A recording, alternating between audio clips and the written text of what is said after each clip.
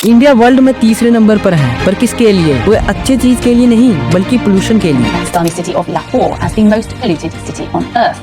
This temperature rise is caused by greenhouse gases induced warming leading to climate change. Pollution की वजह से India की GDP $36.8 billion because of air pollution. This was just 1.36% of our GDP in that year. It was estimated that India lost close to rupees 225,000 crores, equivalent to $28.8 billion due to lost output from premature deaths attributable to human health Information as your system tries desperately to fight back. But these tiny intruders penetrate those defenses, lodging toxic compounds even deeper. और climate पर बहुत बड़ा effect पड़ता है। Apocalyptic scenes across us.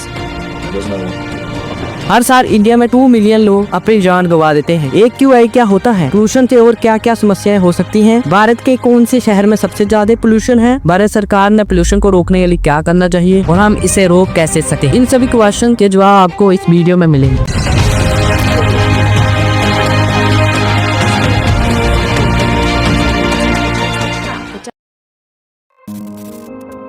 हम ज्यादा air pollution की ही बात करेंगे, क्योंकि एयर पोल्यूशन ज्यादा है इंडिया में अन्य पोल्यूशन से। अगर आप इन सब पोल्यूशन पर एक अलग वीडियो चाहते हो तो कमेंट में बताओ। बांग्लादेश जहां पर रैंक फर्स्ट पर है, जहां पर AQI 140% है। AQI क्या होता है जी मैं आपको आगे बताता हूँ। रैंक 2 पर है पाकिस्तान, जहां पर AQI 115% है। रैंक 3 पर है हमारा इंडिया, जहां पर AQI 11% दिया है। जहां पर उसके आगे बहुत सारे देश हैं, जैसे कि नेपाल, कुवैत, ऐसे और बहुत सारे देश हैं।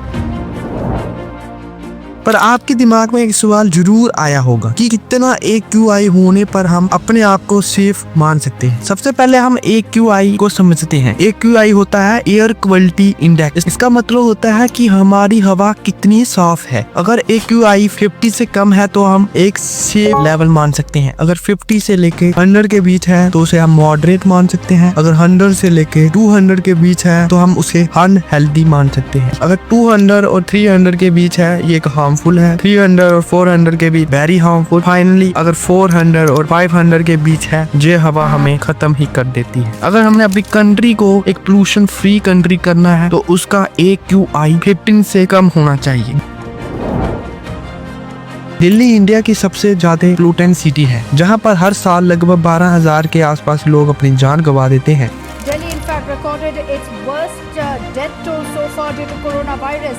2016 में एक बार दिल्ली में 217 AQI ने टच किया था, पर साल 2024 के लास्ट के महीनों में ये सब रिकॉर्ड तोड़ दिए। फिर से AQI 484% टच कर गया। उसको देखकर दिल्ली के चीफ मिनिस्टर ने बहुत सारी इमरजेंसी लगा दी। चलेगी, लेकिन फिजिकली स्कूल बंद किए जा रहे हैं ताकि हमारे बच्चों को घर से बाहर ना निकलना पड़े और उनको पोल्यूटेड एयर में सांस ना लेनी पड़ेगी। पर अब जैसे टाइम बढ़ रहा है उसके साथ साथ AQI का लेवल भी डाउन होता जा रहा है। अब ये AQI दिल्ली में 150 के आसपास है जब ये मैं वीडियो बना रहा हूँ। अब हम बाकी स्टेटों पर नजर डालते हैं। नोएडा में 166%, गाजियाबाद में 159%, फैजाबाद में 154%। पर हमारे देश की कुछ स्टेटों में बहुत अच्छी कंडीशन है, जैसे कि तमिलनाडु, आंध्र प्रदेश, कर्नाटक, यूपी, केरला, छत्तीसगढ़। पर ये बात हमने जितनी भी की ये स्टेटों की थी। अब हम अपने पूरी कंट्री का AQI लेवल देखते हैं। हमारी पूरी कंट्री का AQI लेवल 121% के आसपास जब मैं ये वीडियो शूट कर रहा हूँ।